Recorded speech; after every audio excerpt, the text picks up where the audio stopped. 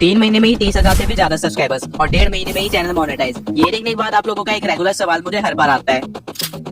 तो आज इस वीडियो में मैं आपको यही बताने वाला हूँ कि वो कौन से सीक्रेट्स हैं जिनकी वजह से मेरा चैनल इतनी जल्दी ग्रो कर पाया। और इस वीडियो में मैं बाकी यूट्यूबर्स की तरह थंबनेल या एडिटिंग जैसे पॉइंट्स कवर नहीं करूंगा, बल्कि वो माइनर पॉइंट्स डिस्कस करूंगा जो बड़े यूट्यूबर्स को ध्यान देते हैं लेकिन आपको नहीं बताते, जिसकी वजह से वो तो ग्रो हो जाते हैं और आप कंफ्यूज रह जाते हैं कि मैं ऐसा क्या गलत कर रहा हूँ। तो सबसे पहला पॉइंट है नॉलेज। हर यूट्यूबर जो अभी ग्रो हो रहा है या हो चुका है वो जानता है कि वो यूट्यूब पे क्या कर रहा है। उसे पता है कि यूट्यूब कोई लक का गेम नहीं है जैसा कि 90% ऑडियंस सोचती है, बल्कि एल्गोरिदम और ऑडियंस के बीच का एक बैलेंस है जिसको मेंटेन करके रखने से आपका चैनल अपने आप ग्रो होता है। आपको क्या लगता है मनोज डे, एल्ग्रो, डिकोडिंग वाईटी या फिर मैं अपने लक की वजह से इतने सक्सेसफुल हो रहे हैं? तो आप गलत है। मेरे चैनल की ग्रोथ के पीछे का रीजन एल्गोरिदम को समझना है, यूट्यूब को समझना है कि यूट्यूब क्या है, क्यों है और इसे हमसे क्या चाहिए। अगर आपके पास इन 3 क्वेश्चन का आंसर है तो आप ऑलरेडी 90% चैनल से ज्यादा सक्सेसफुल है।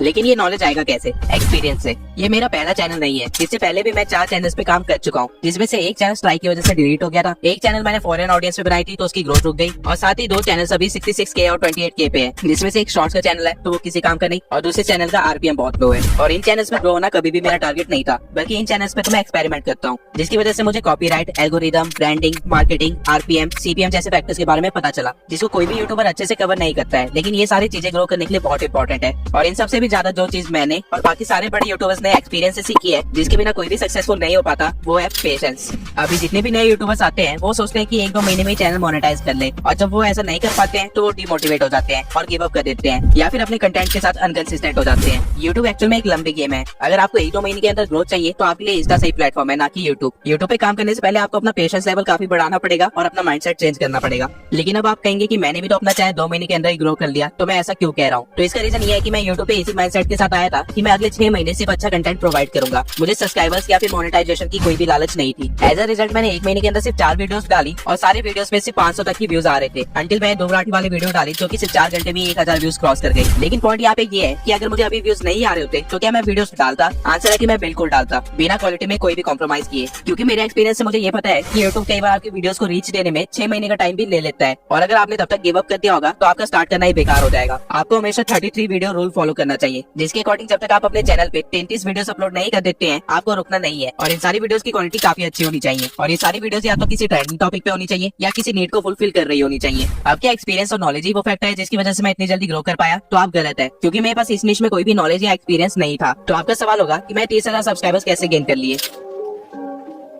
इस निश में एंटर होने से पहले मैंने पूरे 1 हफ्ते इस निश को स्टडी किया, जहाँ मैंने मनोज डे, एल्ग्रो, स्टेपग्रो, डिकोडिंग वाईटी जैसे बड़े चैनल्स को स्टडी किया, और साथ ही साथ जो नए चैनल हर रोज क्रिएट हो रहे थे मैं उनको भी स्टडी कर रहा था। और एंड में मुझे एक परफेक्ट स्पॉट मिल गया इस निश में एंटर करने के लिए। मुझे 1 हफ्ते की स्टडी के बाद ये पता चला कि एल्ग्रो अकेला काफी बड़ी ऑडियंस बेस होल्ड कर रहा था, और उसके गायब होने के बाद लोग नए यूट्यूबर्स को ट्राई कर रहे थे, जिसकी वजह से छोटे चैनल्स भी व्यूज ले पा रहे थे। और क्योंकि मुझे एल्गोरिथम की नॉलेज थी तो मुझे पता था कि किसी भी पुराने चैनल पे वीडियो डालने से ज्यादा बेहतर होगा कोई नया चैनल खोल के उस पे वीडियो डालूं। और इस निश की एडिटिंग स्टाइल में भी काफी डिफरेंस था, तो अगर मुझे एक अच्छा कंटेंट बनाना था तो मुझे इस स्टाइल को अडेप्ट करना जरूरी था। और फिर मैंने 1 हफ्ते के अंदर ही यूट्यूब ट्यूटोरियल्स के थ्रू ये एडिटिंग स्टाइल सीख ली। अब पॉइंट यहाँ पे ये है कि अगर मैं एल्ग्रो या डिकोडिंग वाईटी या फिर नए चैनल्स को स्टडी नहीं करता तो मैं भी उन नए चैनल्स की तरह 2 दिन चलता और उसके बाद गायब हो जाता। मैंने इस नीश के एक्सपर्ट्स को देखा और उसके बाद फिर बिगिनर्स को देखा, जिससे मुझे पता चल पाया कि मुझे क्या करना है और क्या नहीं करना है। सारे यूट्यूबर्स आपको ये सिखाते हैं कि क्या करना है, लेकिन आपको ये कोई नहीं बताता कि क्या नहीं करना है, जिसकी वजह से आप सभी लोग सेम मिस्टेक्स करते हो और आपका चैनल नहीं चल पाता। अब आपका क्वेश्चन होगा कि मैं मार्केट रिसर्च कर तो ली, लेकिन इसका यूज मैंने कैसे किया? तो इसका आंसर है ट्रेंड चेकिंग। अब इस नीश में आती मैं ज्ञान देना स्टार्ट नहीं कर सकता था, ऑल्दो मेरे पास काफी सक्सेसफुल चैनल्स थे, लेकिन वो किसी काम के नहीं थे, क्योंकि लोगों को मेरे इस चैनल पे प्रूफ चाहिए थे। इसलिए मैंने अपनी पहली वीडियो डिकोडिंग वाईटी पे बनाई, लेकिन तब तक हर दूसरा चैनल डिकोडिंग वाईटी और एल्ग्रो के चैनल एनालिसिस कर रहा था, इसलिए सेम टॉपिक पे वीडियो बनाना यूजफुल नहीं था। तो फिर मैंने एक दूसरे क्रिएटर को टारगेट किया जो था मनोज डे, लेकिन रिजल्ट में कोई भी फर्क नहीं था, मुझे वही 100-200 व्यूज मिल रहे थे। और ऑल्दो मुझे पता था कि मुझे ट्रेंड चेकिंग का इस्तेमाल करना है, लेकिन मैं खुद को एक्सपेरिमेंट करने से नहीं रोक पाया, इसलिए मैंने अपने एक दूसरे चैनल से रिलेटेड वीडियो बना डाली और उसे अपलोड भी कर दिया, जिसकी वजह से मुझे अच्छे खासे ताने भी सुनने को मिले। और इस चीज से मुझे ये समझ आ गया था कि जब तक मेरे 1000 सब्सक्राइबर्स नहीं हो जाते मुझे ट्रेंड चेकिंग का ही इस्तेमाल करना पड़ेगा। तो मैंने भी ट्रेंडिंग कीवर्ड्स का ही इस्तेमाल किया, लेकिन थोड़े अलग वे में। जहाँ सारे लोग एनालिसिस और एडिटिंग स्टाइल पे वीडियो बना रहे थे, मैंने थोड़ी अलग चीजें प्रोवाइड करना स्टार्ट कर दिया, जैसे कि एल्ग्रो के मोशन ग्राफिक्स। उसके बाद मैंने अपने निश से हट के थोड़े अलग क्रिएटर्स पे भी वीडियो बनाई, जैसे कि ध्रुव राठी, और वो वीडियो एक सक्सेस थी मेरे चैनल के लिए। और इसी वीडियो की वजह से मुझे 10,000 सब्सक्राइबर्स भी गेन हुए और मेरा चैनल भी मोनेटाइज हो गया। अब ऐसी एक सडन ग्रोथ एक ना एक बार हर चैनल को मिलती है, लेकिन आगे आपको सेम ग्रोथ मिलेगी या नहीं मिलेगी ये इस बात पे डिपेंड करता है कि आपने इस ग्रोथ को किस तरह इस्तेमाल किया। अब मेरा चैनल ध्रुव राठी की कीवर्ड पे रैंक कर रहा था, इसलिए मेरे लिए ध्रुव राठी से रिलेटेड वीडियोस बनाना इंपॉर्टेंट हो गया था, और ये चीज मेरे लिए काफी फायदेमंद भी रही और उससे ज्यादा नुकसानदायक भी। और ये कैसे हुआ ये मैं अभी बताता हूँ।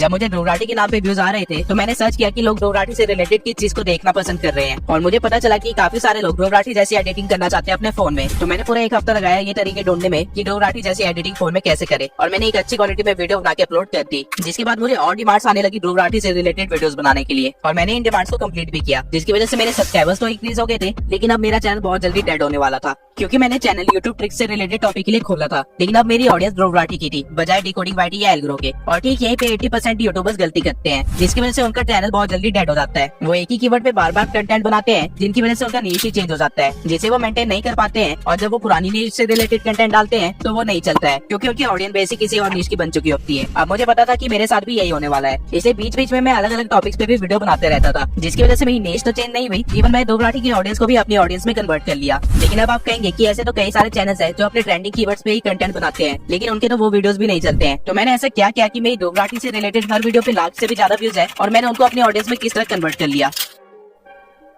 किसी भी चीज की वैल्यू तब होती है जब उसकी रिक्वायरमेंट हो। मैं अपनी हर वीडियो के एंड में अपनी ऑडियंस से एंगेज करता हूँ और उनको बताता था कि मैं इस वीडियो में इस पॉइंट को कवर नहीं कर पाया, तो क्या उनको उस पॉइंट पे एक अलग से वीडियो चाहिए, जिसके रिस्पॉन्स में मैं अपना अगला कंटेंट बनाता था। अब वो वीडियोस वैसे भी मुझे अपने चैनल्स के लिए बनानी होती थी, लेकिन मैं हमेशा पहले अपनी ऑडियंस से पूछता था, और उसके बाद मैं एक साइकोलॉजिकल गेम खेलता था। जब मेरी ऑडियंस ध्रुव राठी से रिलेटेड वीडियो का वेट कर रही होती थी, तब मैं अलग अलग टॉपिक्स पे वीडियो क्रिएट करता था, जिसकी वजह से उनके अंदर की नीड और भी ज्यादा बढ़ने लगती थी, और उनको मेरे चैनल पे कुछ और देखने को नहीं मिलता था, तो वो मेरी नई अपलोडेड वीडियो ही देख लेते थे। इससे हो ये रहा था कि मैं कर वही रहा था तो मुझे करना है, लेकिन इस बार मैं अपनी ऑडियंस की परमिशन लेके वो चीजें कर रहा था, और उनको लग रहा था कि मैं उनके अकॉर्डिंग वर्क कर रहा हूँ, जिसके कारण मेरे ऑडियंस के बीच में एक ट्रस्ट बिल्ड हो गया। और यही रीजन है कि मैं ध्रुव राठी वाली सीरीज खत्म कर दी, लेकिन तभी उन लोगों ने मुझे अनसब्सक्राइब नहीं किया, और इवन अब वो मेरी नई वीडियोस भी देखते रहते हैं, क्योंकि जब वो ध्रुव राठी से रिलेटेड वीडियोस का वेट कर रहे थे, तब मैंने उनको यूट्यूब ट्रिक से रिलेटेड वीडियोस दिखाई, जिसकी वजह से उनके दिमाग में अभी चीज के लिए भी नीड क्रिएट हो गई है, और वो लोग अब मेरे लॉयल सब्सक्राइबर्स बन गए हैं। अब इस तरह की नीड मैं अपने हर वीडियो के एंड में क्रिएट करता हूँ, जिसकी वजह से मेरी एंगेजमेंट अपने ऑडियंस के साथ बनी रहती है, और इससे मेरा एल्गोरिदम भी सेटिस्फाई रहता है। और जैसा कि मैं स्टार्टिंग में आपको कहा था, ग्रोथ के लिए बस आपको ऑडियंस और एल्गोरिदम को बैलेंस करके रखना है।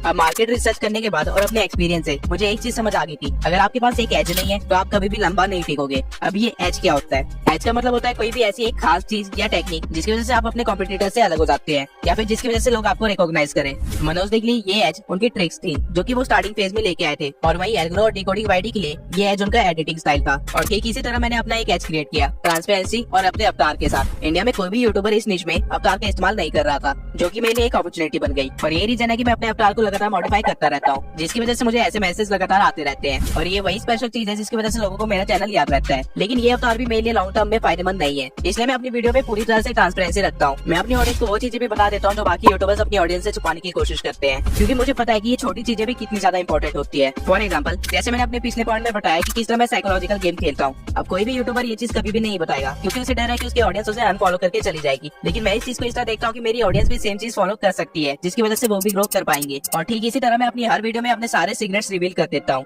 और ये चीज मैं स्टार्टिंग से कर रहा हूँ। जैसे कि मैंने अपनी पहली वीडियो में ही बता दिया था कि मैंने कौन सी ट्रिक इस्तेमाल की अपनी पहली वीडियो को ही वायरल करने के लिए। अगर आपने अभी तक वो वीडियो नहीं देखी है तो अभी जाके उस वीडियो को जरूर देखें, आपको सारी चीजें समझ आने लग जाएगी।